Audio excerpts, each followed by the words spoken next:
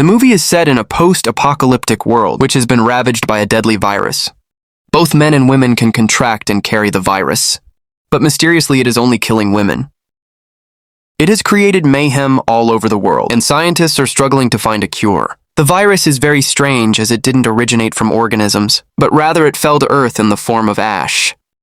The entire world is bombarded with this strange ash, which has appeared literally out of thin air. As the months pass by, the female population is depleting at a rapid rate, hence threatening an extinction. And since women can contract the virus from men living in their vicinity, the governments around the world have started a campaign. In this campaign, the women are relocated to an isolation camp, with the promise to keep them safe. But in reality, they are forced to the camp, where various cruel and painful tests are conducted on them to find the actual nature of the virus. As a result, woman has become an extremely rare species.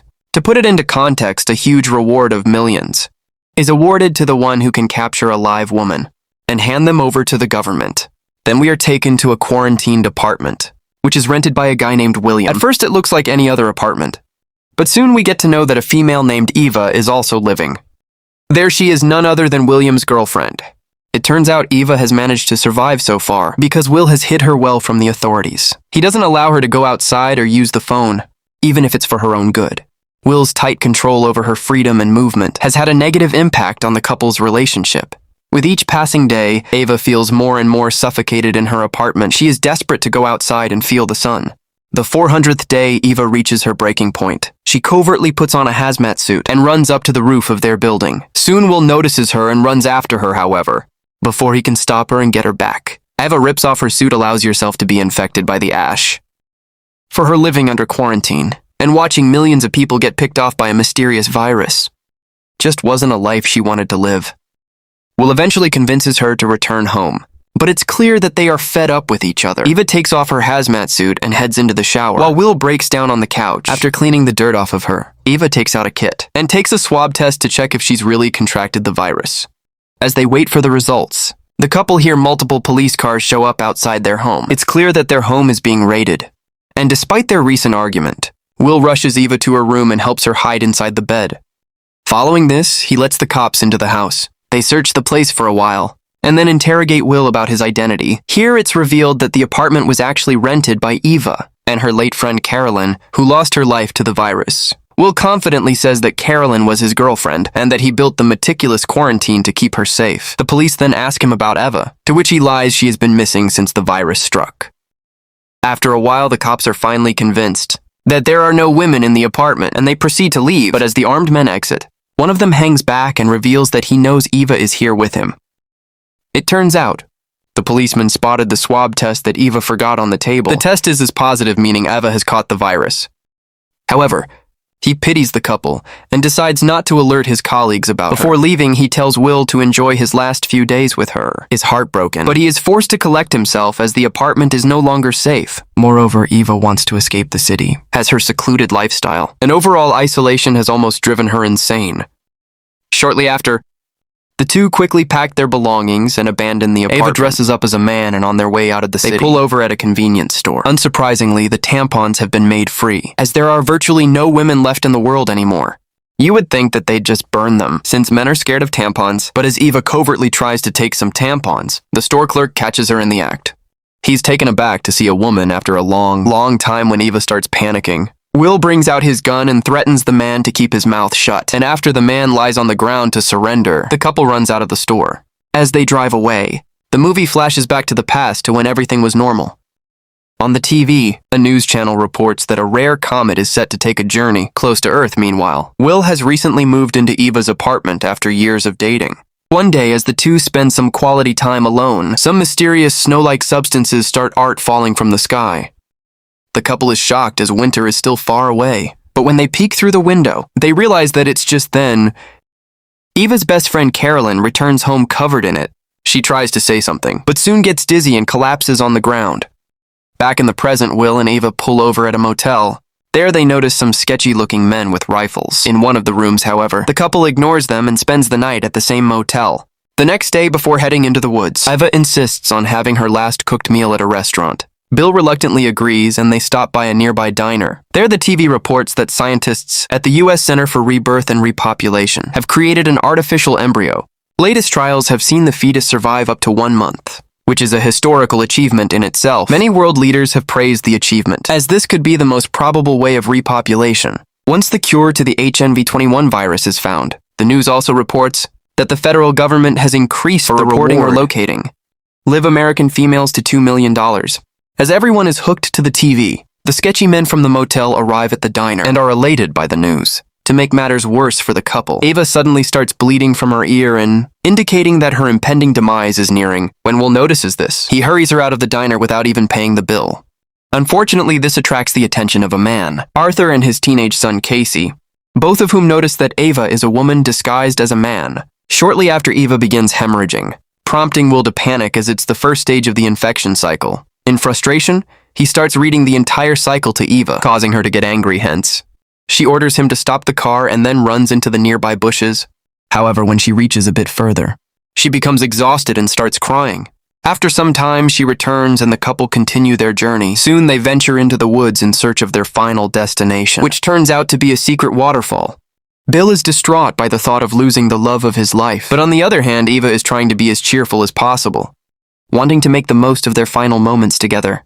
Movie again cuts back to the past. After Caroline is fainted due to her contact with the ash, Will and Eva immediately rush her to the hospital, but soon she is declared dead. As the couple wanders around the place, devastated, they realize that only women are being infected by this mysterious sickness. Realizing that his wife's life may be in danger, Will sneaks into a prohibited room in the hospital and steals 2 hazmat suits so that they can protect themselves from the ash. Then through the back entrance, they run away once they return home. They call Eva's father Mahesh, who happens to be a doctor. Mahesh reveals that even at his place, the ash has wreaked havoc and thousands of women have already died. He then suggests the couple set up a quarantine, and Will immediately gets to work. He starts securing the house with furniture, germ-resistant plastic, and various other safety elements. Eva is very nonchalant about the security measures, while Will is more serious and careful about everything. He stays up all night to boil water, and in the morning he goes to the store to fetch packaged food. He also sets up ultraviolet lights around the house that allegedly kill pathogens and germs within a couple of feet. Moreover, he always stays away from Eva, knowing that he can transmit the disease to her. Several months pass by, but the virus continues to claim more and more lives. Eventually, the government requests all women check themselves into government-controlled medical facilities for the embryo project, which apparently intends to find a way to repopulate the Earth. The government-controlled media tries to paint a rosy picture of the detention centers, but the internet is soon flooded with conspiracy theories about horrible experiments being conducted on women. Therefore, Will refuses to hand Eva over to the government, and he builds a bed where she can hide from the authorities. As precautionary measure over the course of the next few months, Will becomes extremely paranoid, and one by one he seizes all of Eva's freedoms. He even forbids her from using her phone, fearing that the government is listening to them. With no one else to talk to, Eva turns to a secret all-female online forum to keep herself company. Will again tries to stop her from using the forum, but she refuses to listen, as the female survivors in the chat are her only support system. Unfortunately, the survivors in the chat also continue to dwindle in number, giving Eva a sense of hopelessness and despair. Back in the present, Will and Diva walk for hours, and along the way the latter continues to take pictures on her camera. At night they light a fire and set up a camp. Eva longs for intimacy, and she asks Will's help in taking off the duct tape she tied around her chest, in order to pass off as a man. However, Will is cold and distant, and after helping her, he returns back to his tent. The next day, they continue their journey, and Eva continues to try to cheer her boyfriend up. Will finally begins to lighten up, and he teaches Eva how to shoot. On the other hand, we see the father-son duo from earlier, Arthur and Casey, driving in the woods. They want to claim the $2 million reward by capturing Eva, and it turns out they have followed the couple into the forest, using the map they left at the diner. Soon, the two also venture into the forest armed with rifles. At night, Eva and Will again set up a camp, and as they proceed to make love, she unexpectedly suffers from seizures and convulsions. Springing into action, Will cushions her head and helps her relax. The next day, Eva wakes up early to fetch some water from the river. However, when she returns, she notices Arthur and Casey holding Will hostage from a distance. They have tied him up tightly against a tree. Shortly after, Arthur eventually locates Eva and chases her, but she manages to escape. Left with no choice, the father-son duo continues to hold Will hostage in hopes that Eva will return for his sake. At night, Casey stands guard with a rifle while his father sleeps. Eva conjures a plan of her own, and in the dead of night she shows up undressed. She seductively approaches Casey. The teenage boy is still broken over his girlfriend's death, and having not seen a woman for over a year, he gets distracted by her beauty. This allows Eva to knock him out cold, After this, she frees Arthur from the tree and wasting no time, he takes the rifle and shoots Arthur to death in his tent. The movie then again cuts back to the past. It's day 400 since everything went bleak. Ava has several missed calls from her father on her phone. This worries her, as they had agreed not to call each other on the phone. Due to security measures, realizing that something wrong has happened, she insists on speaking to her father, but will only agrees on a video call with the camera and mic disabled on the call. Ava's distraught father reveals that the government took her mother, despite her being over 60 years old. He then breaks into tears and expresses his wish to see his daughter. But when an emotional Eva attempts to turn on the camera and mic, Will intervenes and hangs up the call. As a result, the bereaved Eva loses it, and she lashes out at him for keeping her trapped. She then holds him at gunpoint and orders him to go away forever. After Will reluctantly leaves, she notices a visual of the waterfall on her laptop. It reminds her of tranquility, love, and freedom, so she decides to venture out.